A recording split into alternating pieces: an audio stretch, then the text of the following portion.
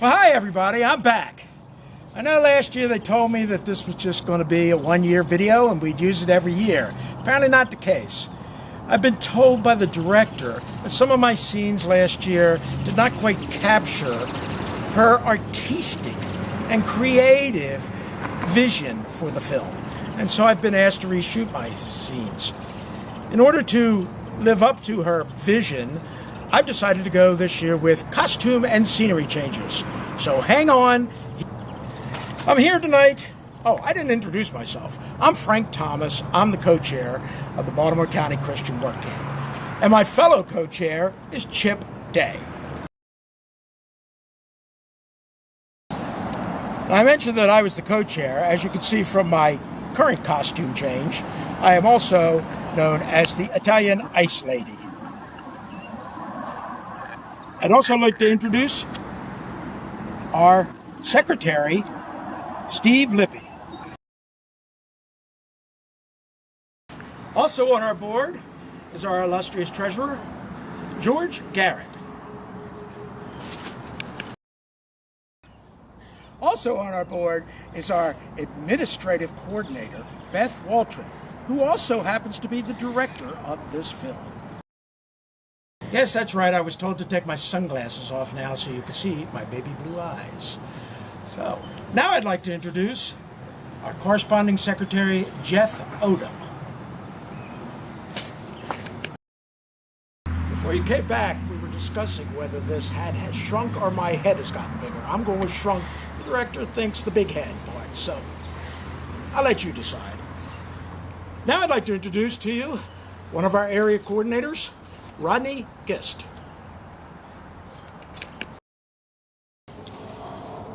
And then there's the often vacationing area coordinator, Dick Penn.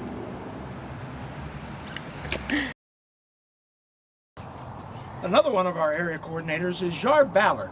Take some time and ask him what his name stands for. And our final board member, unless I've forgotten somebody, of course, is Bob Franklin, another area coordinator.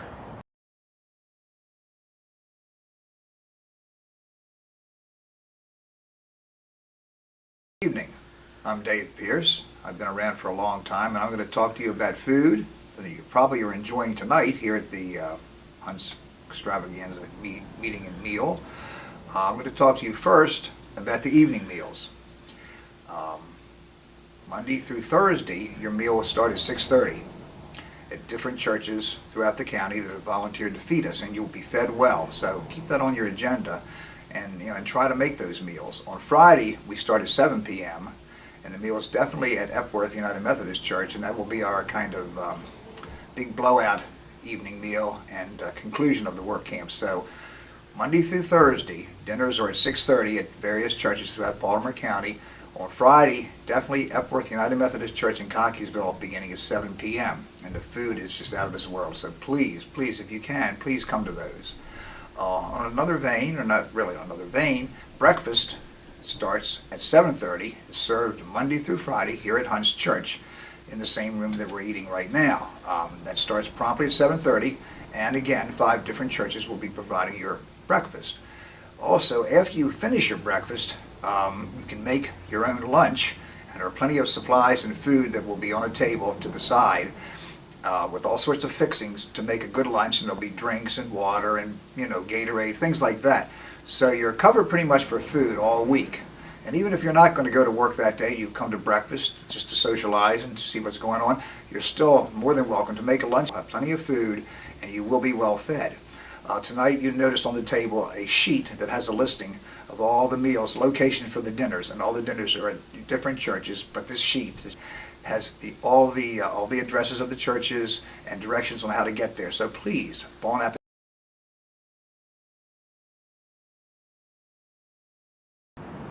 So oftentimes people come up to me during the first night of work camp and they say, how do I choose a work site?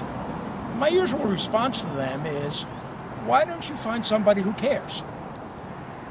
No, seriously though, I've never actually been to a work site. So I'm not the best person to ask, but fortunately what we've done hey, I'm over here, hey. Fortunately what we've done is we have listed every work site on the board over to, if this is filmed in the right direction, it will be to my left. If not, use your own discretion. They're hanging on a wall. All the work sites, they're in somewhat geographical order from one side of the county to the other. Now, some people look at the sites and they like to choose by geographical location, so it's easier for them to get to and from their sites. But also it's important to look at the work needed at the site, because if your skill level is not such that it would be used appropriately at that site, you may want to reconsider and make a different selection. Also, some of the sites already have a group or people listed. If so, in most cases, they will have listed whether they need additional help or whether they have a complete team already. So obviously, you're not going to sign up where they have indicated that they already have a complete team.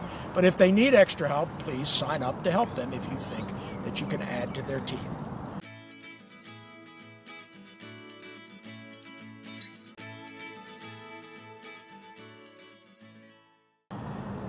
At the end of the day, I would like somebody from each work site to somehow report to us on what happened in the days.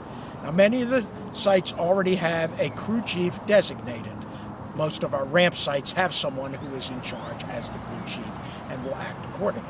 But if you're at a site where nobody has been designated, please talk among yourselves and decide who will contact me at the end of the day. Now, there's two ways that can be done.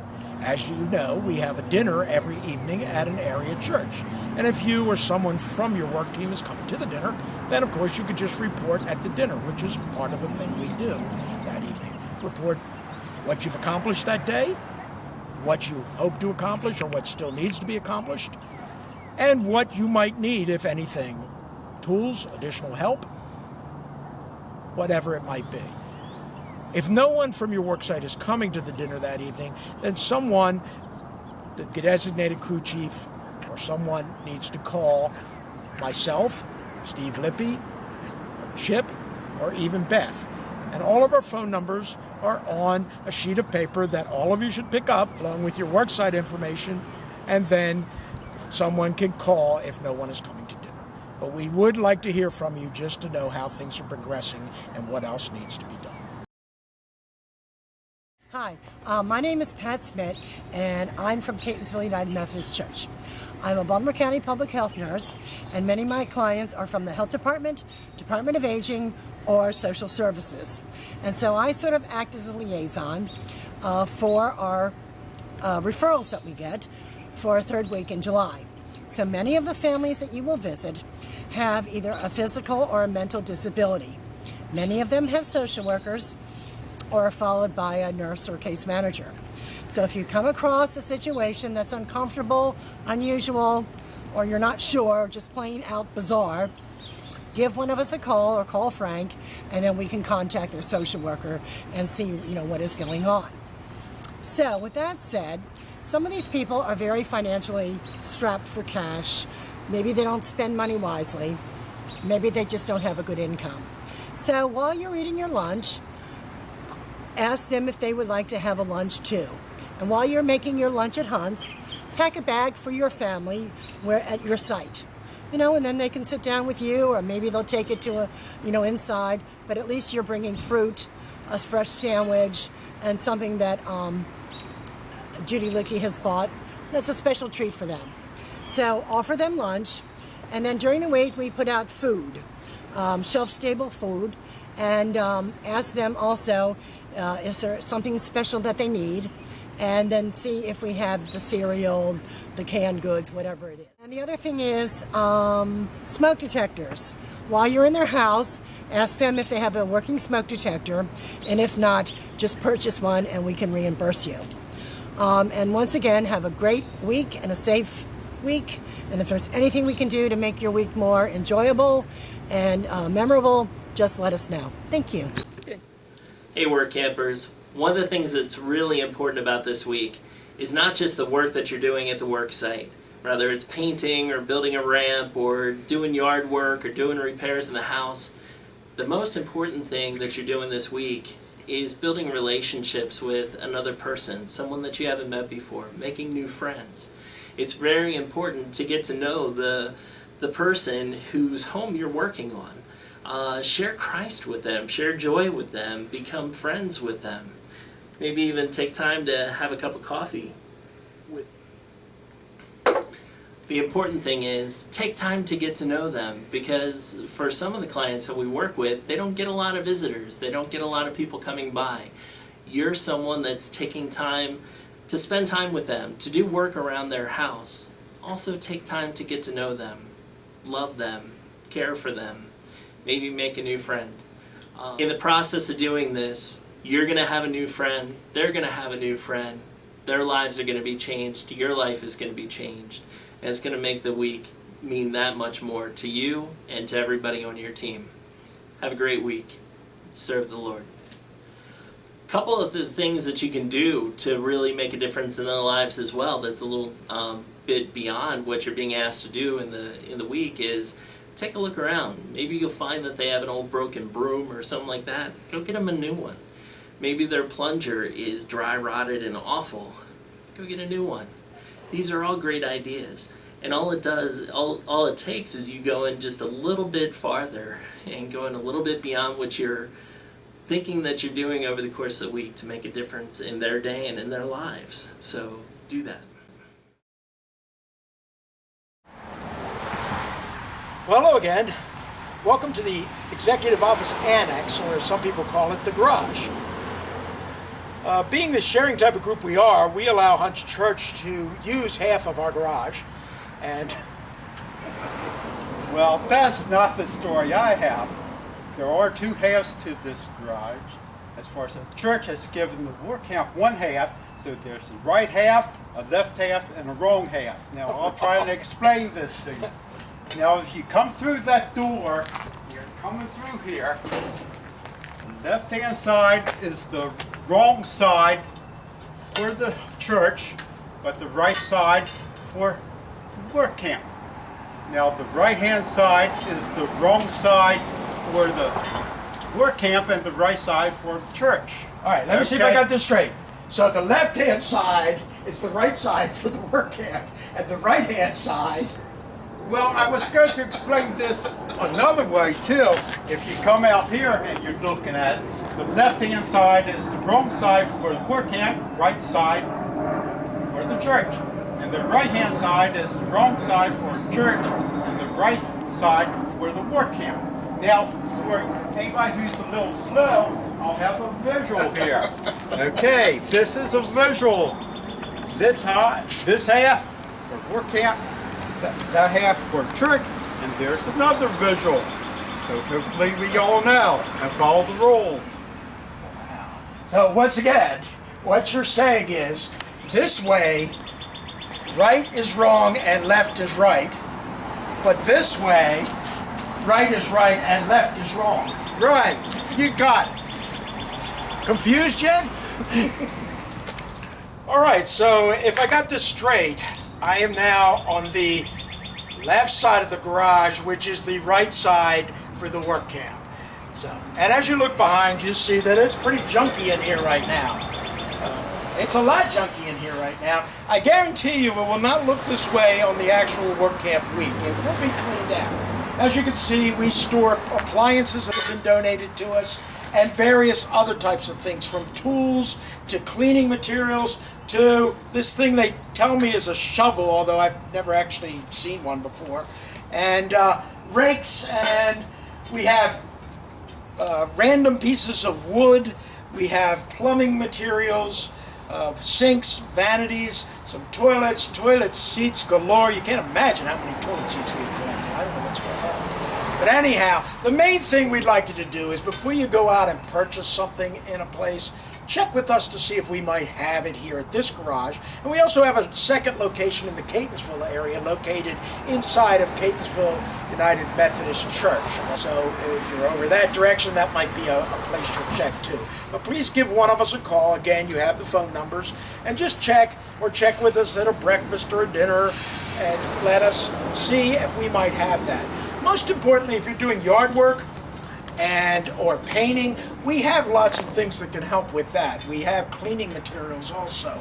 We have some tools for raking, as I said, shovels, and we have rollers, roller pans for painting. We may even have some extra paint around and other things. So please check, either come to the garage yourself, take a look around and see if you can find anything useful, or if you're looking for something specific, come on and ask me or Steve, and we'll direct you to either the right side, which is the right, never mind. Steve will tell you which way to go.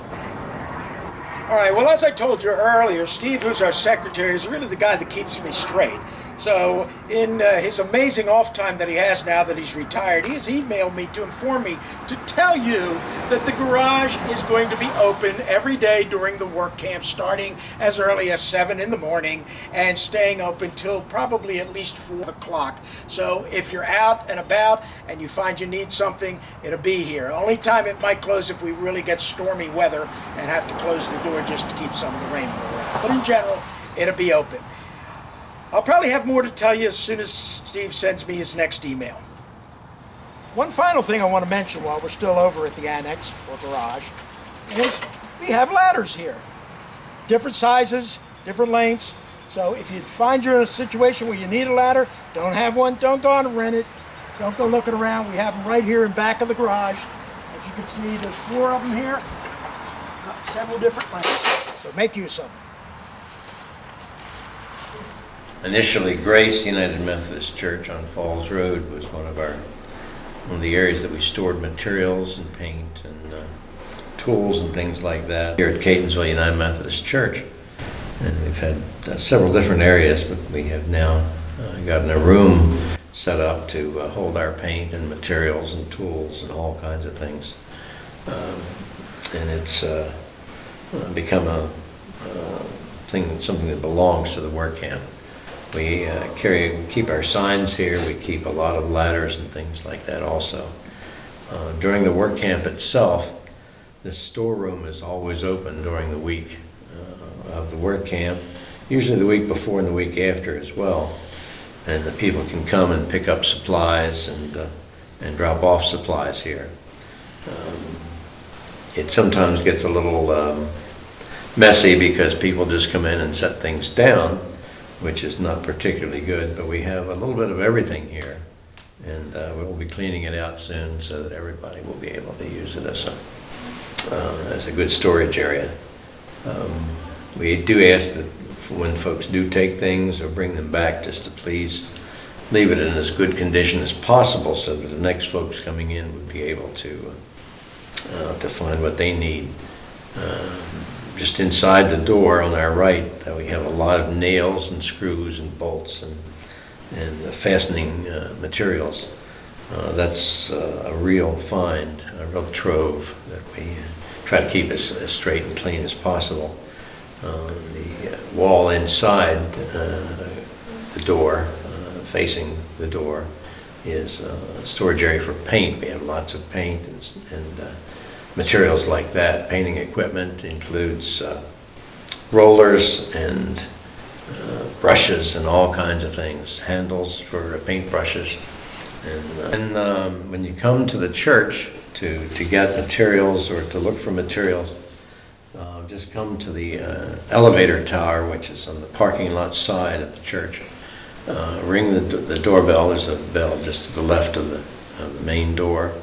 You can come up the steps to the first floor after the secretary buzzes you in or someone buzzes you in, and then just let whoever's in the office know that you're with the work camp, that you came to pick up materials, and then they'll direct you down to the storage room, and you can go out that same door that you came in, or you can go down. There's a flight of stairs down just below the storage room that you can go out that door, and it's you won't have to walk back through the church.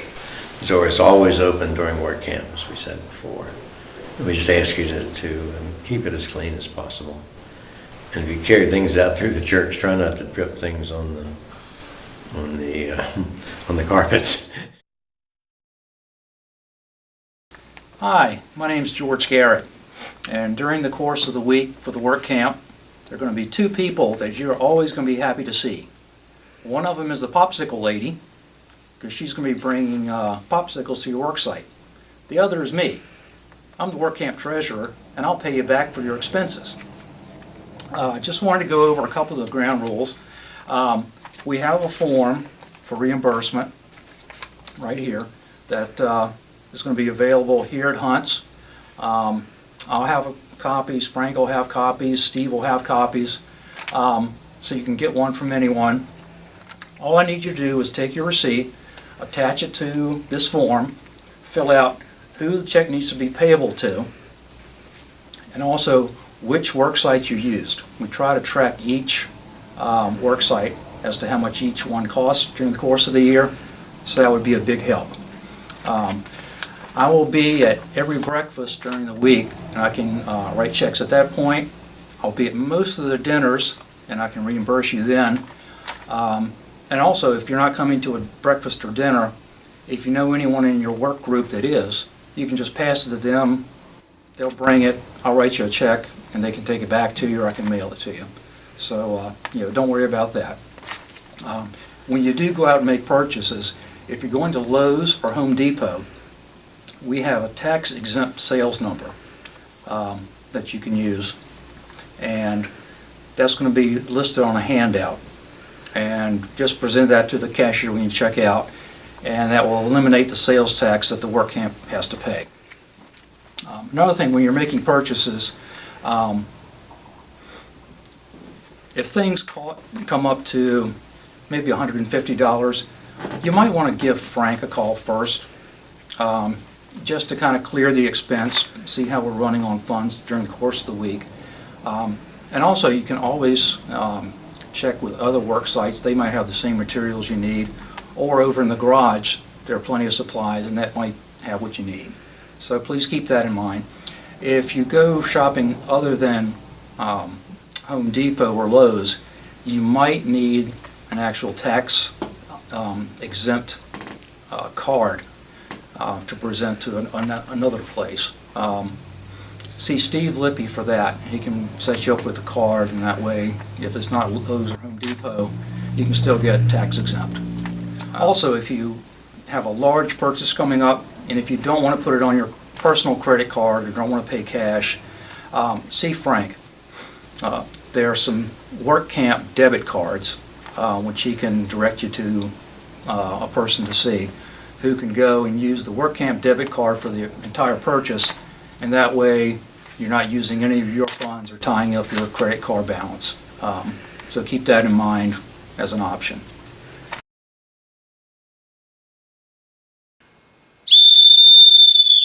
All right, everybody, pay attention, especially you all there in the back. We have some rules here at this Workcamp that you all need to abide by if you're going to be here at this Workcamp. All right, all kidding aside, whistles, all that annoying stuff aside, we do have rules here at Baltimore County Christian Workcamp, but they're safety rules. They're rules to help you have the best week possible, to not get distracted by injuries or other things that could get in the way of you having the best experience of your life this week, for you being able to be used as God's hands and feet in the mission field here in Baltimore County. So I'm going to give you a list of our 10 rules, our top 10 rules, to help you be safe and have a wonderful week. All right, let's get started. So rule number 1, use common sense. Look around the work area for potential hazards prior to beginning your work. It only makes sense. When you get to your work site, you need to take a look around and see if there's any safety hazards that may be in the way or hindering or causing potential issues for any member of your team. Look for holes in the ground. Look for low-hanging wires. Look for any sharp objects that could get stepped on. Anything that's laying in the way. Maybe there's power cords all over the place that could become a tripping hazard. Use common sense. Make sure that the work area is organized so that people can't get hurt. You can ask Beth about low-hanging timbers to find out more about that. Rule number 2, no horseplay or practical jokes. We want you to have fun. We want you to have a good time. We want you to be laughing and just really enjoying yourself over the course of this week. But ultimately, we want to make sure that you're safe and that you're focused on serving the people that you're there to serve. If you get too caught up in practical jokes and it goes too far, someone could get hurt. It could damage property or other things. So let's just cut out the horseplay and practical jokes and save that for when you get to the dinners. Rule number 3, wear required personal protective equipment. And that includes safety glasses, dust masks, hard hats, ear protection, gloves. Just make sure you have what you need to be safe. If you have a bad back, wear a back brace. If you have issues with your knees, make sure that you have something for that. But definitely safety glasses, work gloves, and we'll get into this, but good shoes. Hard hats are hardly ever necessary, but if they are necessary for your work site for whatever reason, make sure that your team has those. Also dust masks, if you're doing drywall or other work indoors, where there's a lot of dust and other things around, it's always good to have a dust mask on just to protect you from anything that you could be breathing in. Rule number 4, wear proper clothing. No sandals, no jewelry, loose clothing that could get caught in equipment. Keep long hair pulled back. You may need long sleeves, long pants, or even work boots, depending on the work site that you're working at. Make sure, while Toms might be closed-toed, they are definitely not good worksite shoes to wear. If something falls on your foot, there's nothing to protect you. Make sure you're wearing sturdy shoes that are closed-toed for the worksite. That's extremely, extremely important.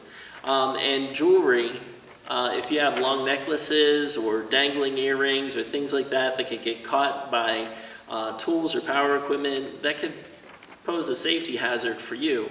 So please make sure that you don't wear those at the work site. Just take them off, leave them in the vehicle, or don't even wear them that day. You're not going to need them for that. Pretty much all of us are just sweaty messes throughout the day, and that's the way we like it here at the Workcamp. So rule number 5, always maintain and clean up your work area. Clean paintbrushes, rollers immediately after you use them. Pick up nails, wood chips, spills, etc. Again, if there's stuff laying around a work site, it can be a safety hazard. Not only that, we're working for a client. This is their house. This is where they live. We want to make sure that it looks good each and every day, that we're not leaving huge messes. Their neighbors are going to be looking and everything else, and we're there to serve them, not to cause problems for them. So please make sure that you tidy up your work site at the end of the day. It's safe for you, and it's very respectful and good stewardship for the family that you're serving. Rule number 6, watch the use of ladders. Make sure that you carry and move them properly. Do not use the top step of the step ladder. It normally tells you that on there. Just don't do it. It's not designed for that. And do not use ladders around electrical lines.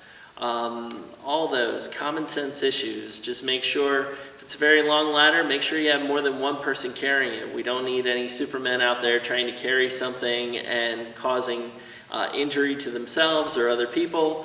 That's why you have a work team. Utilize your work team and get everyone to help you out so that you're safe and you use things the way they're supposed to be used. Rule number 7, use the right tool for the job. Use the tool the way it was intended to be used and be sure to return it to its proper place.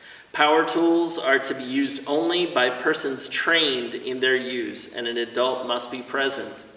For years I've worked on the team, and I've had youth that have been incredible at cut team and doing all sorts of things with power tools, but we always make sure that adults are there. It's important to teach people how to use power tools, but we also want to make sure that they're safe. Take time to train people on how to use the tools properly. Make sure that there's an adult around if you have youth using tools, just to make sure that they're using them properly and that they're learning what to do with it and that they're safe. And also just make sure you're using the proper tool for the job. You could either be creating more work for yourself, or you could be creating a safety hazard for yourself as well. So just make sure you have the equipment that you need. If you need help with that, ask one of us and we'll help you. But ultimately, with using any power tools of any kind, make sure that people know what they're doing, and just make sure that they're safe in what they're doing. Safety glasses are very important if you're using a saw, a drill, or anything that could cause kickback or anything to come up into your face. So just be very careful with power tools. Number 8, watch for rusty nails sticking up from old boards. One of the things that we have a tendency to do when we're on a work site is pull out boards or whatever that we've used for staking or what have you, and they may have screws or nails sticking out of the end. While it may be a habit just to throw it aside and get to it later, realize that there's people wandering around your site that may not notice that. Give it to a team member to do, or you take care of it right away and just make sure that those nails get pulled out or the screws get pulled out so that they don't create a hazard for you, anyone on your team, or even the family that you're serving, or neighbors, or anybody that could be going around. Keep an eye out for nails or other things around when you're cleaning up your work site. Get all those up. Too easy for a nail to go through a shoe and hurt someone or injure them. So just make sure that you take care of that. Rule number 9, drink lots of water, not soda.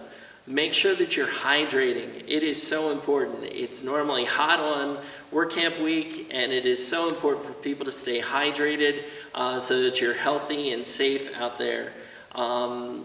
Members of the team, keep an eye out for your fellow team members and make sure that they're drinking as much as they can. I can't stress that enough, the importance of making sure that you're well hydrated on the work site. And rule number 10, if there's an injury at your work site, make sure that you report that to your site leader immediately. Maybe it's something minor and you can use your first aid kit to take care of it. Maybe it's not. They're ultimately responsible for you there on the work site. If there is an injury, you have to let them know right away so it can be taken care of, and that you're taken care of immediately, and that everything is safe there at the work site. Again, like I said, it's not about blowing whistles or yelling at you or anything like that for the rules. These rules really are designed for you to be safe and have an incredible week. One last rule I'm going to throw in there. So I guess it's rule number 11. Ultimately, over the course of this week, we're here to serve God and to be the hands and feet of Christ in the world. Make sure that you're seeking God and that you're sharing God in everything that you do this week.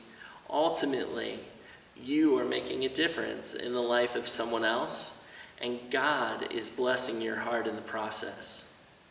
Have an incredible week, and God bless you. Hello, my name is Steve Lippy. In my former life, I was employed by the Baltimore County Pure Solid Waste Management, which oversees refuse collection and refuse disposal in Baltimore County. Almost all of the sites that we work on in the work camp will generate waste and debris, which will need to be properly disposed of in accordance with all the county regulations.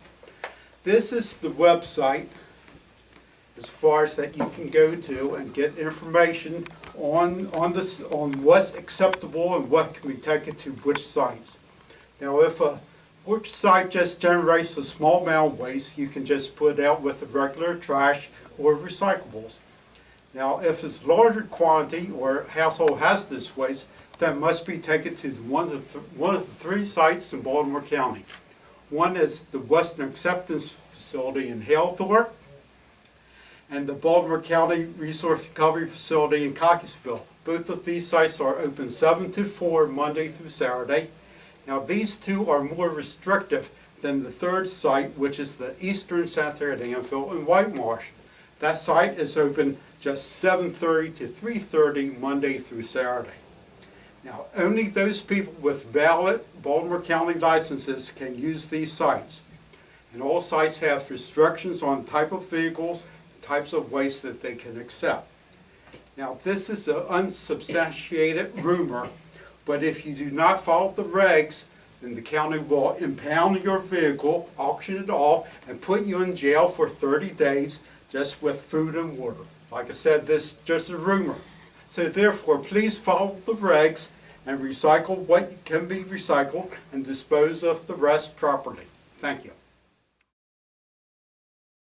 Just want to alert everybody on the work teams and everything else that anything that's metal, such as washing machines, dishwashers, refrigerators, that's recyclable, and I sell it and then give the money to nonprofit organizations at the end of the year. Last year I did $2,000, and so $1,000 went to Ronald McDonald House and then to other nonprofit organizations. So it's a great opportunity to share.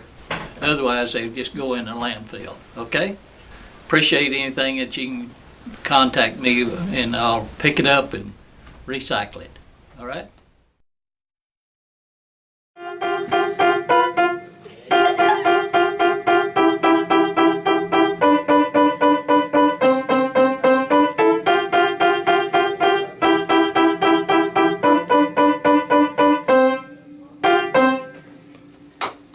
Now that I've shown you what a Renaissance man I am, there is one more thing I wanted to remind you of.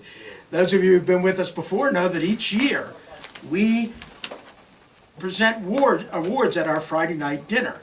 Now, these are awards that could be serious in nature or they could be fun. We ask you at your work sites to think as the week goes on and pick people in your work group that you think might deserve an award. We give out awards such as Rookie of the Year, Crew Chief, actually Crew Chef, but Crew Chief. Sometimes it's a t-shirt. This one happens to be for Administrative Assistant that was presented to our new Administrative Assistant, who I've mentioned before. And as you can see, it lives right up to her quality standards that we expect of our Administrative Assistant. We give a ramp award each year to the team that puts together the most footage of ramp.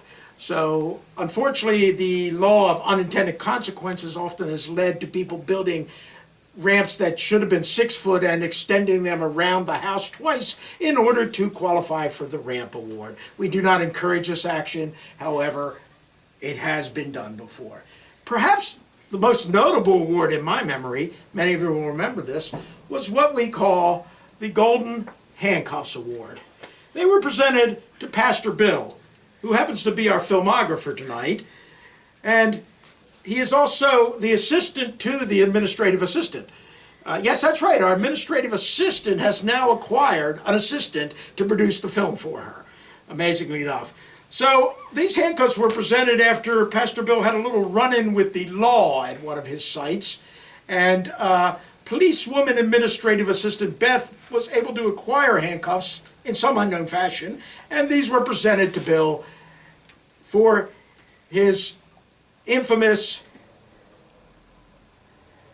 I don't know what to say, I've lost myself now, his infamous responsibilities during work camp.